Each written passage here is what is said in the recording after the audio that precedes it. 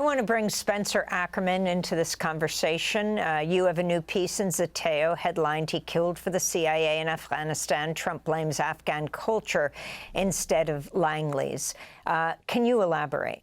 Yes, your guests have spoken very eloquently about the betrayal and the dishonor that the collective guilt of Afghan refugees ascribed by the Trump administration for this horrific murder is having. What we're focusing on less is that the person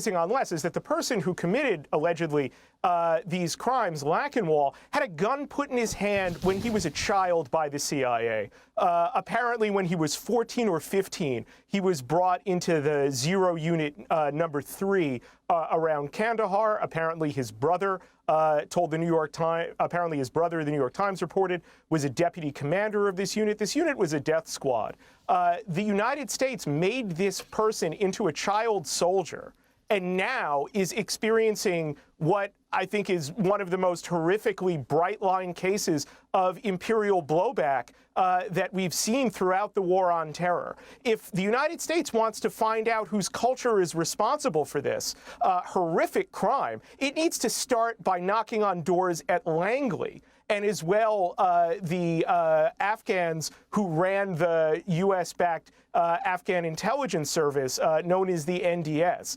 It was this culture of violence, of impunity, of murder for political reasons that had a specific role, we'll find out more at trial, of shaping Lakanwal and his circumstances. To blame the Afghans who came here as refugees, desperate, overwhelmingly, as your guest said, who worked with the United States, who served the U.S. war effort, is perverse, and it is ultimately a cover for allowing the U.S. to continue to create death squads, to outsource its most murderous and its most despicable wartime actions to locals who then it can blame them for.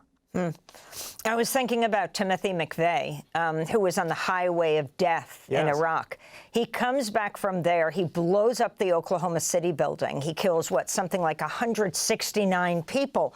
No one said then that all white Christian men should be imprisoned, let alone deported. But your thoughts on those kind of comparisons? I think what we are really seeing is the horrific consequences of a violent, exploitative, and extractive U.S. foreign policy once again, not for the first time, but once again, coming home. If the United States actually cherishes the lives of these West Virginia National Guardsmen, who should not have been in D.C. in the first place to backstop ICE, that's its own issue. But if the United States values their lives and values the lives of other service members and other Americans, then it has an obligation to, in the first instance, stop creating these death squads, to stop creating the conditions that are warping the people who serve in them to the point where they would commit horrific murders like these. That's a cherishing of human life that we never see from the United States in its foreign policy missions around the world. Thanks for watching Democracy Now! On YouTube. Subscribe to the channel and turn on notifications to make sure you never miss a video. And for more of our audience-supported journalism, go to democracynow.org, where you can download our news app, sign up for our newsletter, subscribe to the daily podcast, and so much more.